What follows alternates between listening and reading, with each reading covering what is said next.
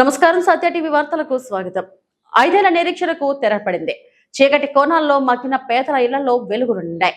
కృష్ణా జిల్లా పామరు మండలం కొండిపారు గ్రామ పరిధిలోని డిపి గూడెం ఎన్టీఆర్ కాలనీ వాసుల దశాబ్దాల కళ సాకారమైంది. ఇల్లు కట్టుకున్న కరెంటు లేక లక్షల రూపాయలు అద్దెలు చెల్లిస్తూ నానా అవస్థలు పడ్డ ఆ నిరుపేదలకు ముఖ్యమంత్రి నారా చంద్రబాబు నాయుడు పుట్టినరోజు సందర్భంగా అదిరిపోయే గిఫ్ట్ లభించింది. ఎమ్మెల్యే వర్ల కుమార్ రాజు గారి చొరవతో పంచాయతీ నిధులతో కాలనీకి విద్యుత్ సౌకర్యాన్ని కల్పించారు. దీనిపై హర్షం వ్యక్తం చేస్తున్న స్థానికులు తమ ఆనందాన్ని ఎలా పంచుకున్నారో ఇప్పుడు చూద్దాం. పామరు మండలం కొండిపరు గ్రామంలోని డిపి గూడెం ఎన్టీఆర్ కాలనీ.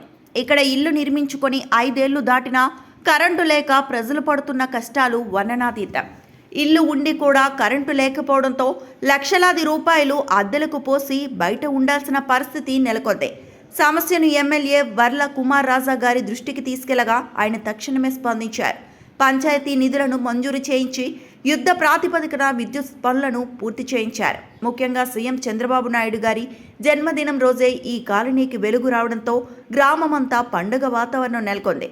ఈ కార్యక్రమంలో గ్రామ టీడీపీ అధ్యక్షులు, మార్కెట్ యార్డ్ డైరెక్టర్ నూకారపు వీరాంజనేయులు పాల్గొన్నారు.